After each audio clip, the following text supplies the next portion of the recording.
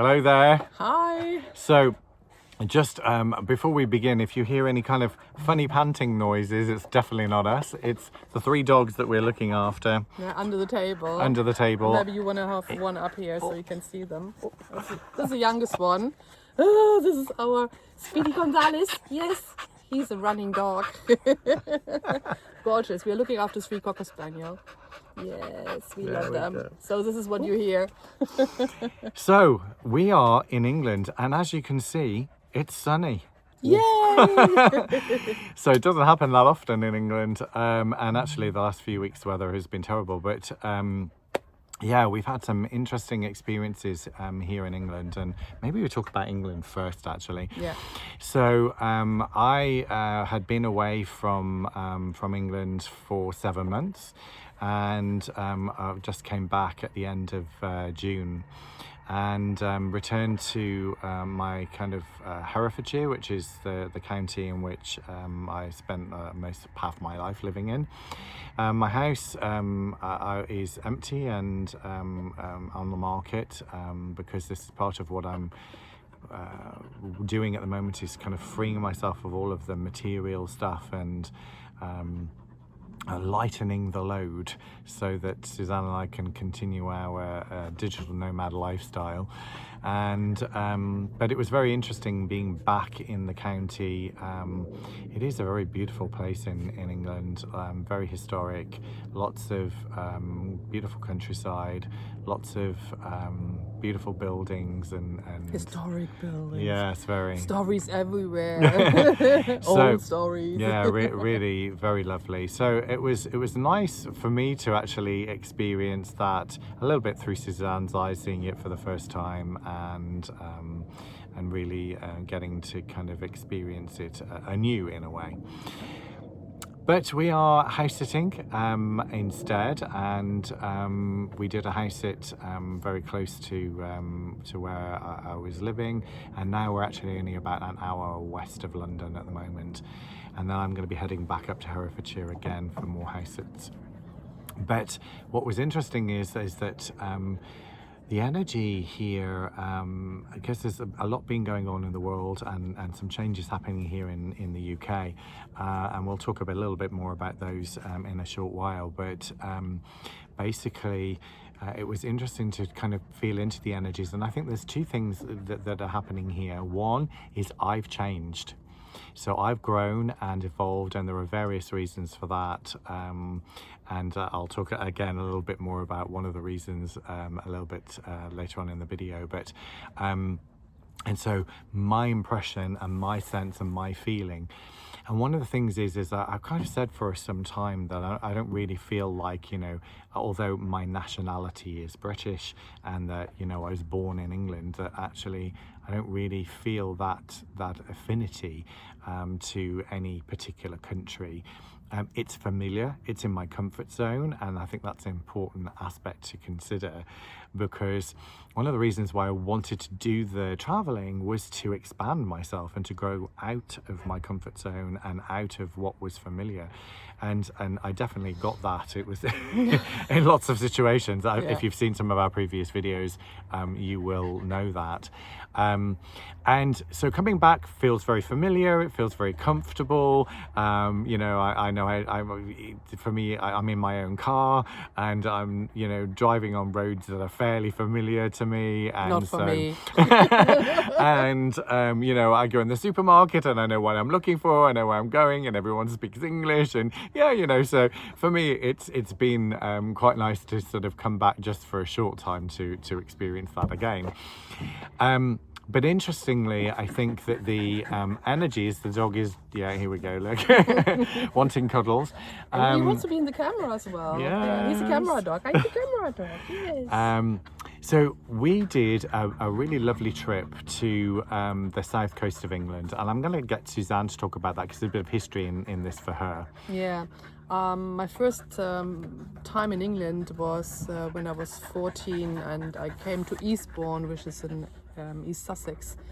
as a language student. And when I was there the first time, I hardly spoke any English, and I was, of course, in my teenage age, and I was in a host family. At that time, it was very familiar to put the language students in a host family, and I fell in love with these people. I would say I adopted them as my grandparents, which I didn't have. And for me, coming back to England was always like going back to something like a family, going to, even though they were not my of natural family, but coming back to England was like family. Coming to Eastbourne was for me like, spending the summer. And at that time, the summers were really summers. So we could be out at the beach and we could sit there and have fun. And and I didn't visit Eastbourne for many years now. And this was the first time, I would say, after maybe 35 years or 30 years that I was able to visit Eastbourne again. And I was very surprised about how I felt when I was young and how I felt now. And I have to say, I felt like the city really... the energy improved. It got more modernized. It was quite run down in the 70s, 80s, and now it's quite laid down, laid back. City on the North Sea. English Channel. English Channel. It's not the North Sea, isn't No. it? Well, it's as dirty as the North Sea, but Yeah. and it's really nice to come back and have this feeling. And I remember myself sitting on the Beachy Head cliffs, which are very high, white cliffs, kalkstone. Is it kalkstone cliffs? Yeah. And I was sitting there and singing I am sailing" from Rod Stewart, isn't it? Yeah.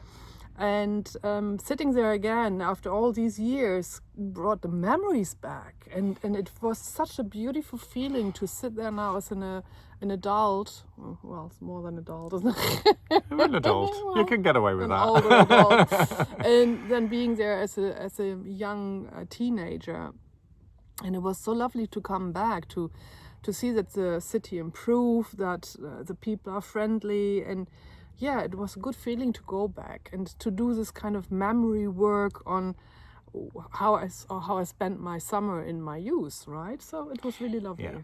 So, and that's a bit of a theme that has kind of run in for both Suzanne and for me in this visit to England. So it's been a little bit about comparing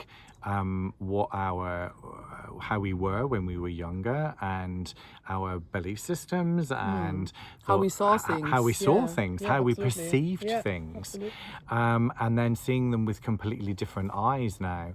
And I think this is a really important aspect, that sometimes for us to reconcile with our past selves in a way and be able to really fully put it behind us and go, oh that's the past. And in fact, we had conversations about how many lives we've had within this life.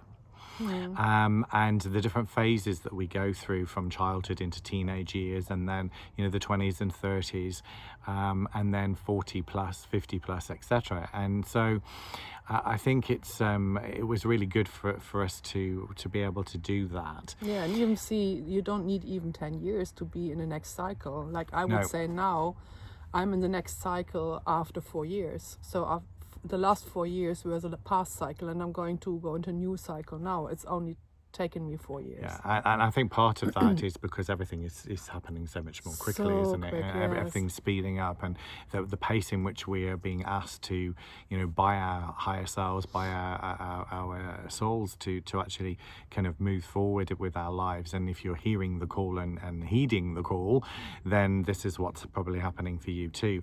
And so, the energy for me, I'd never been to Eastbourne, so it was the first time for me, and it was really beautiful to be on the edge of England. This is what it felt like. It felt like I'm on the edge of England, and on a clear day you can see the coast of France, and it was just really, really lovely to be in that energy. It was very unspoilt, and despite the fact that England's not a big place and there's a lot of people here, it was so lovely to be able to be in somewhere like that and actually feel like we weren't kind of overwhelmed by too many energies from too many people and so on. So it was lovely. And actually the South Downs National Park, which is where Beachy Head is protected, and so they can't build, and you can't even camp overnight or any of these things. And so it's really nice that those things are in place to make it still a beautiful place and to it didn't be. change in all these years. It No. was just the same. Just like, no fences, nothing. Really nice. No. And then in contrast, we only yesterday, we're recording at the end of July. So yesterday we went to London on a Sunday, and it was a beautiful day weather as well. And Suzanne will talk about her experience. For me, I had really only been in and out of London a couple of times to go to different events, and never really walked around the touristy bit in the centre of London. So to the Houses of Parliament I'd visited with students when I was teaching, but not really walked around that area, been to, around Westminster Abbey, where Buckingham Palace is, where all these different areas. And for me, it was like, well, yeah, this is actually quite nice. It's very well presented. I can understand why all the tourists really like it. There were boats going up and down the Thames, and the London Eye. I didn't realise it was it's just over the river from the Houses of Parliament. But interestingly, what I also felt like, it was another big story, another big kind of illusion that's being presented to the people who were coming and visiting there, and wasn't really representative of true reality. So we know, that politics goes on in those areas. We know the royal family is, living in that area and is present, and yet it kind of, to me, felt like not really real. And that was my kind of perspective of that. I was quite surprised because in my memory, I had London in my memory more dark, more polluted, more.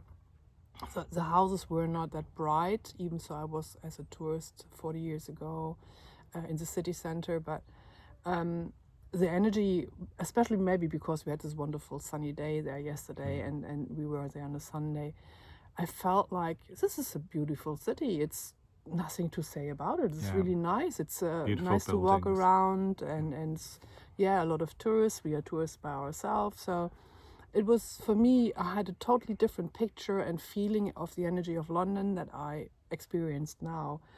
I felt much more positive. Of course, it's a big city. There's a lot of smog, electro smog and all that. But we didn't feel bad after that day. No, we didn't feel exhausted or anything. We didn't.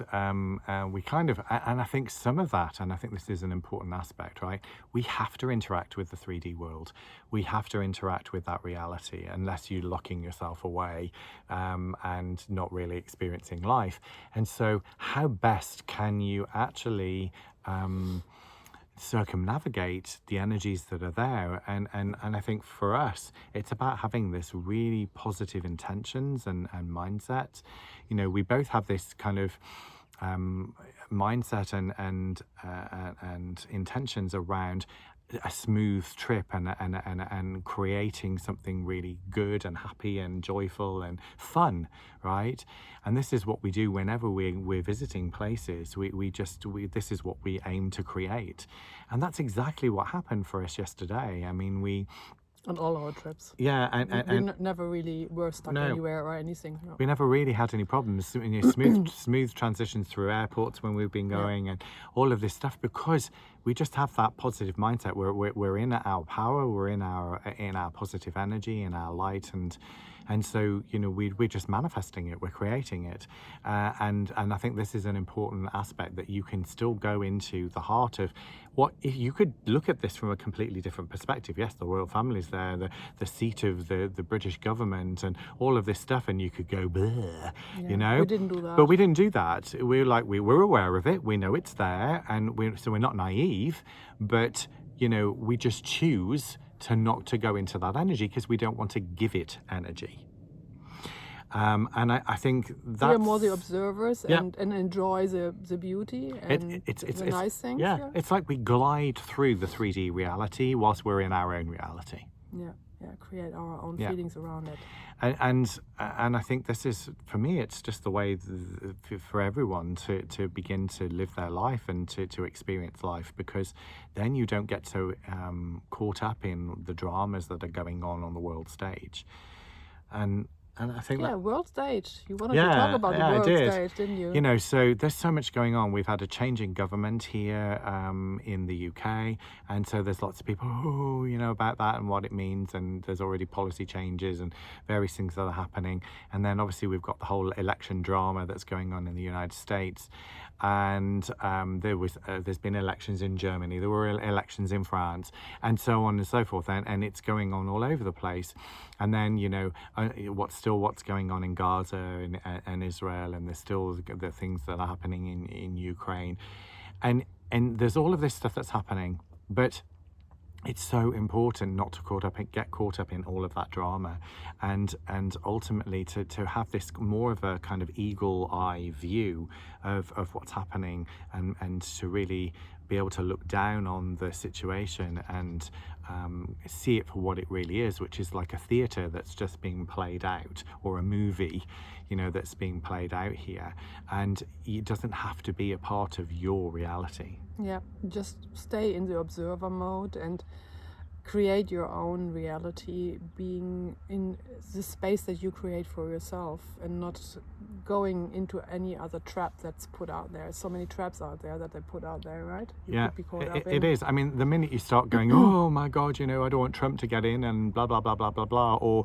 yes, we definitely want Trump in because he's going to save us all, or whatever it is that it could be your current kind of thinking or belief system, you're giving it all energy, right? And so the minute you're giving it energy, you're detracting from what you're creating yourself, and you're feeding this whole theatre movie that's going on. Yeah. So for me, it's just really important with all of these changing times and everything that's going on here. I mean, we kind of watched a little bit of the opening ceremony of the Olympics, and we saw the satanic stuff that's going on there, right? But it's like, oh yeah, it's going on there. We just observe it. But it was not only like that. Yes. It was some really nice elements in it as well. Exactly. So it's kind of, depends on what you want to focus on. Yes, exactly, and how you view it, and we don't want to be in judgment, right? So because judgment is duality, and ultimately, if you're judging, then you're judging yourself, because we're all connected and we're all one, aren't we? So I think it's just important to be that observer. I think that's a great word that you came up with, to be the observer. Yeah. So yeah, it's fun stuff. So what else were we going? Oh yes. So I don't know about you, but one of the things that certainly in my higher self has been getting me to do is to do what I'm going to call shit digging. Right? And just when you think that you've got to the bottom of the barrel of the shit, and what I'm talking about obviously is trauma, not only from this lifetime, but from parallel lifetimes and from ancestry and all of this stuff that we all know that it's going on, then, what's this? Oh, there's a lid. Oh, what's that? Let's lift the lid up, and oh gosh, there you go, there's another big barrel of shit. And so I've been very much kind of called to be digging through all of this, and there's been some extremely uncomfortable truths and uncomfortable things that I've had to face, and it would be so easy for me to ignore it or push it to one side and not do that. And believe me, if it's something that you don't really want to do, your ego is most likely going to turn around and go, oh no, how can I distract you? Let's just go and do this, let's go and do that, let's go on Instagram and have a quick scan through all the reels on Instagram, and so we can just watch mindless idiocy instead of actually looking at what we need to look at. And so my message to you is very much I feel like it's so important at this time where we are in linear time to be doing the work and to not ignore this barrel of shit, and to really be digging through it and clearing as much as you possibly can, because things are shifting and changing, and you know, the frequencies, it's all about frequency, it's all about energy, and it's the frequency that you're in. And when you clear this stuff, your frequency increases, and you open yourself up to being more in the light, and receiving more light in your body. And the lighter you are, the higher your frequency, the better you can create your own reality. And the more you create your own reality, the happier you are, the more joyful you are, and therefore then the more that you are in your light, and the more present you are, and so on and so forth. And so it's just so important to be in that space and that energy, and just face what you need to face and get through it. And listen. And I think this is an important aspect, because there's not just what you're maybe receiving intuitively. It may not be just what you may get, or thoughts in your mind. The body is an amazing, intelligent supercomputer. And that your body is telling you, if you've got pain, if you've got digestive issues, if you've got problems in your sinuses, if you've got whatever that's going on for you, your body is trying to tell you something, that there is something there, that you either need to change the way that you eat, that you need to exercise your body more, or that there is some sort of energy that's in your body that you need to clear. And I'm doing so much of that in my quantum healing sessions with clients, where I'm facilitating the process where people are clearing so much of these energies, whether it be from this lifetime ancestrally or from parallel lifetimes. And it's such an important piece of work to be doing at the moment. Yeah, and once you cleared it and you went through it, then you have no physical issues anymore. Yeah, it just goes. I mean, you don't need any normal treatment, medical treatment. It's just inside of your body, because the blockages are creating this physical problems that you have. But most of the time we think, no, we take a pill, or we make a surgery, or we do this and that, and because everybody tells you this is the way to do it, but it's not. No, it's definitely not. I mean, I'll give you an example. I was talking about something which is connected to my ancestry. We were talking about on the drive to London, and all of a sudden I got this pain in my back, and I've had this pain on and off for a number of years, and I went, oh, thank you, body. Finally, I understand what's the cause of that pain. And so now I know what I need to do to be able to clear that pain, so I don't get it anymore. It's as simple as that, right? So it's all of this stuff is but just... you have to put one and one together. Yeah, exactly. To be able to see the connection. Yeah, making the connection is the most important part, really, isn't it? Yeah. So yes, definitely an important aspect. So I've been, this has been quite a journey for me this year around, I've done 2 retreats this year. I did one in February in Perth in Australia, and then I just did one at the beginning of July. And they were men's retreats, so this was very much focusing on the embodiment of the masculine energy, which was something which I really needed to be working on, and it's been very transformational for me in terms of being in the space with other men who are being open and willing to actually do the work, and to do the inner work, and to grow and evolve and develop. It helped me to understand how I had been ignoring my physical body and not doing enough to be embodied. And I mean, physical exercise is so important for all of us, for every man and woman. But for men particularly, it's just so important to be able to move the energy through the body, and to feel healthy and well, and to be able to create the space of presence that is needed for us to be what we need to be in this world, which is, to create safety and security, and a place where the divine feminine energy can really flourish and grow and evolve.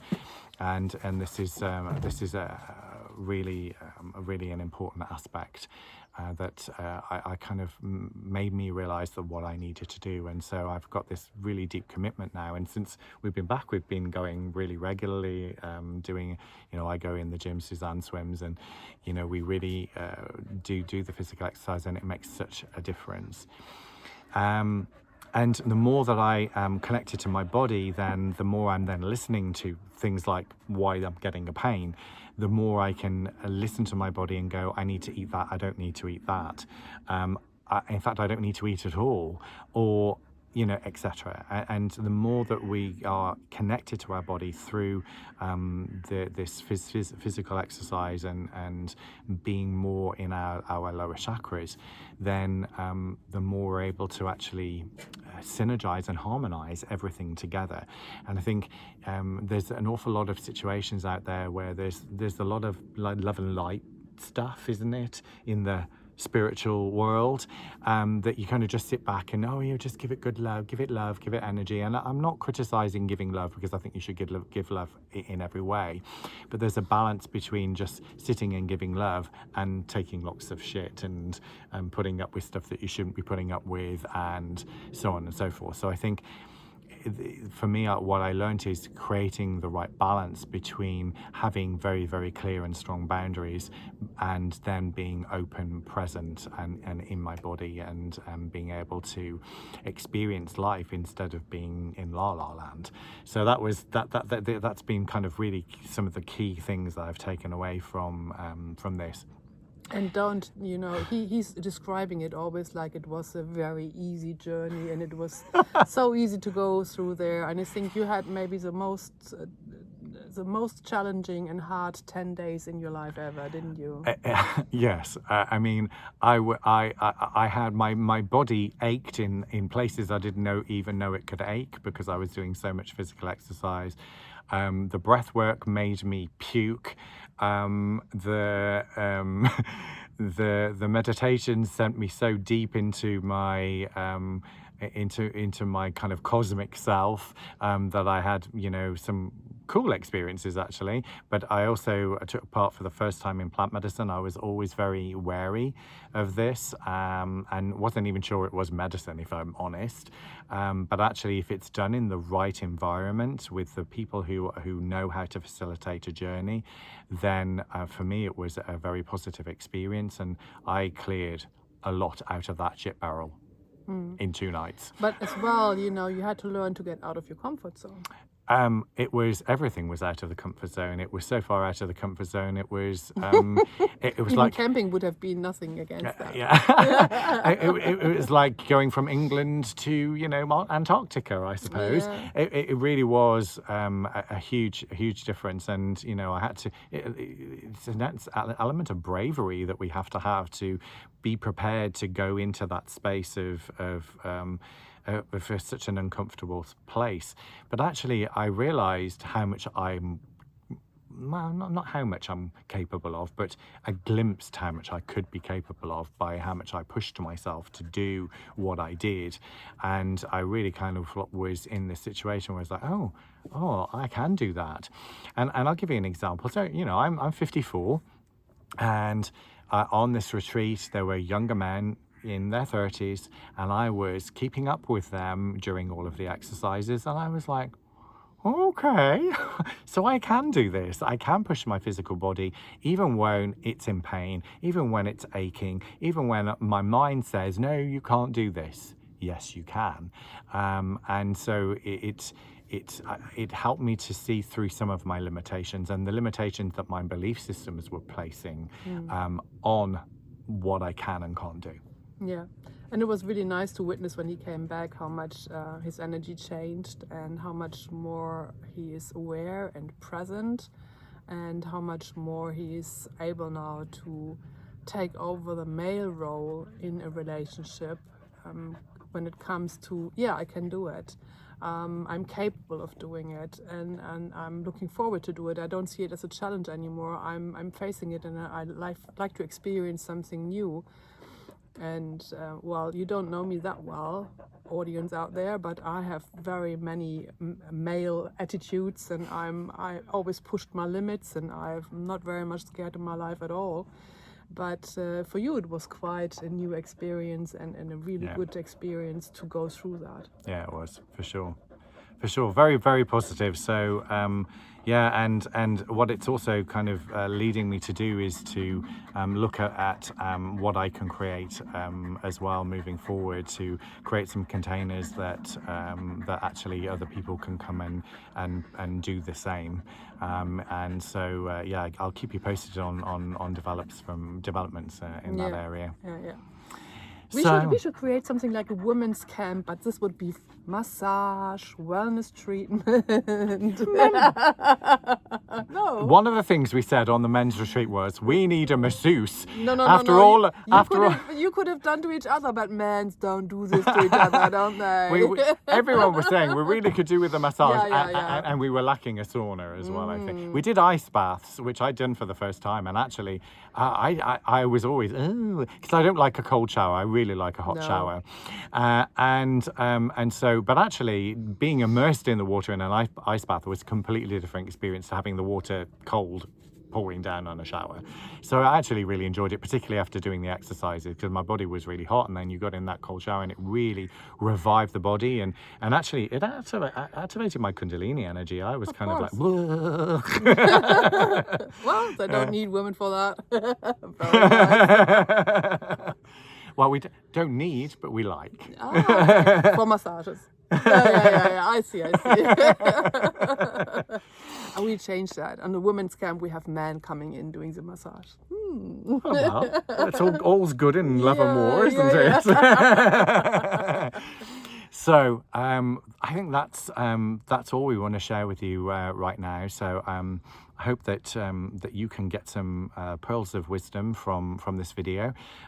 If you feel like someone else would benefit from hearing this, then please share. Subscribe to my channel. There's going to be more content that I'm going to be doing. I've got lots of new stuff coming up. Actually, some of it came into my sphere about 3 or 4 years ago, and I wasn't sure exactly what it was, and everything is about divine timing. And then something happened during my plant medicine journey that really triggered something from this experience from 3 or 4 years ago. And so I've got some exciting stuff coming up. So great to subscribe, so then you can hear it first on this channel.